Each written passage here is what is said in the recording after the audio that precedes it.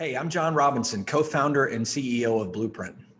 We launched the Blueprint Adaptive Growth Allocation Fund in March of 2020 to replicate our growth managed account, which dates back to 2013.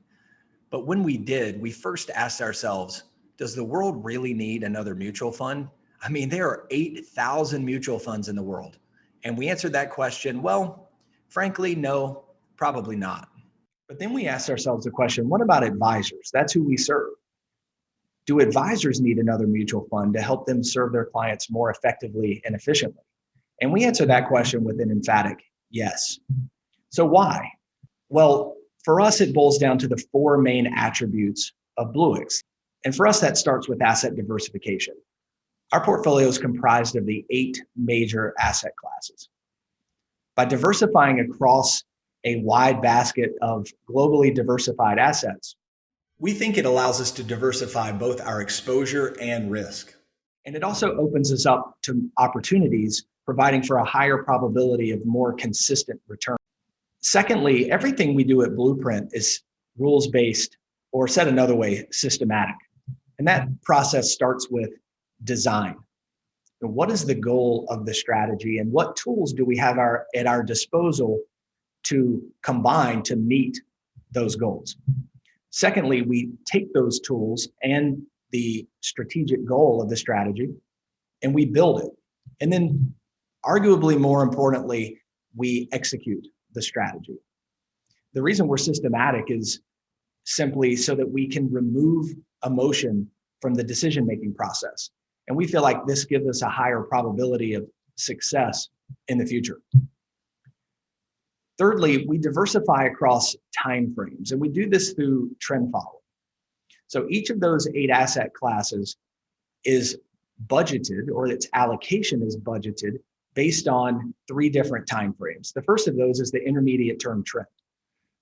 So as you can see, 40% of each of those asset classes is driven by the intermediate term trend. Additionally, 40% of each of those asset classes is driven by the long-term trend, and then 20% is held strategically, or it's bought and held.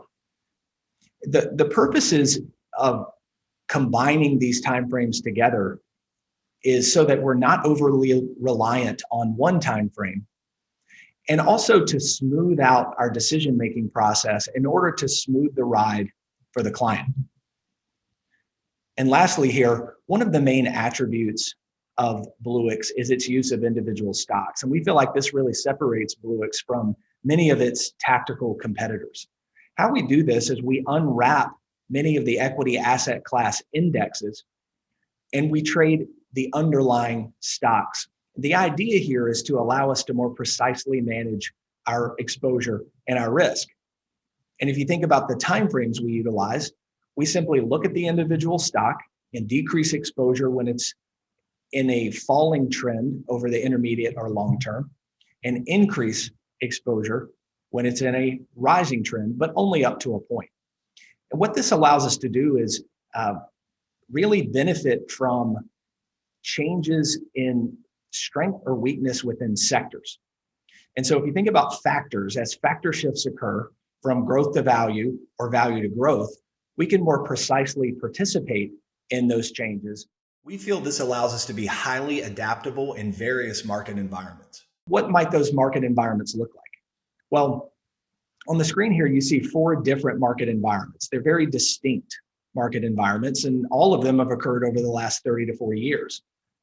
So for example, on the top right here highlighted, we're really looking at an inflationary environment where rates in the US are rising.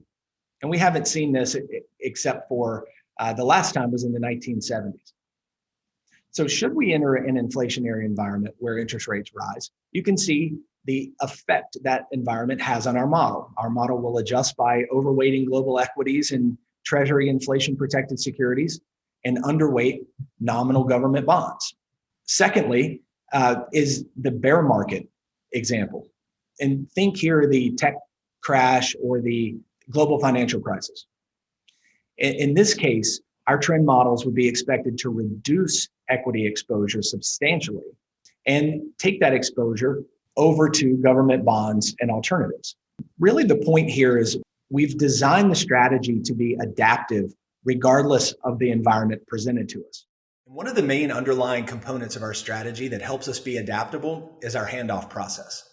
We feel like this handoff process sets us apart from other tactical strategies by allowing us to shift weightings based on our proprietary but fully transparent calculations of price trends. So the idea of this handoff process is to continually compound from a higher base. And the way we do that is by rotating among the asset classes depending on trend. So for example, when emerging markets goes into a downtrend, let's say over the intermediate term, we don't take that exposure and immediately hand it to something capital preservation oriented like short-term bonds or cash. We look at an asset class that is highly correlated but has less risk. And in this case, that would be foreign developed. If foreign developed equities are in a rising trend over the same time frame, we simply hand that exposure off from emerging to foreign developed. If not, we skip to US, and so on until if downtrends were occurring across the board, across the asset classes that we utilize in the fund, then the last stop would be a cash equivalent or an ultra short-term fixed income strategy or product that would help us preserve capital until rising trends were to reemerge. So when you think about the benefits of our adaptive approach or any adaptive approach, first, an adaptive approach can systematically adjust regardless of the market conditions. And we looked at what those market conditions might look like, or at least we looked at a few examples of those. Secondly, an adaptive approach seeks to generate lower volatility and aims to protect capital during periods of high volatility. Now, high volatility is typically associated with falling trends or downtrends. We feel having a process that attempts to avoid these high volatility environments puts our fund in a more favorable position to potentially deliver lower volatility relative to a passive or do nothing approach.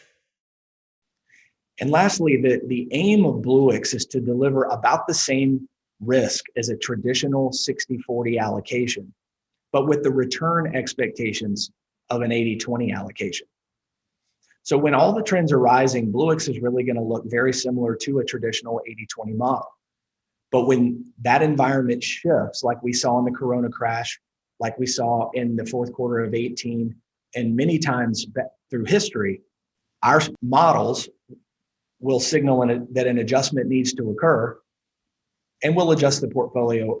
So if you want to learn more, I would encourage you to send us an email at letstalk@blueprintinv.com. I would encourage you to ask us for data. If there's anything that we haven't addressed here, we're more than happy to share that with you. And if nothing else, we would love to have a conversation about the fund. So thank you for your time, and we'll talk to you soon. Thanks.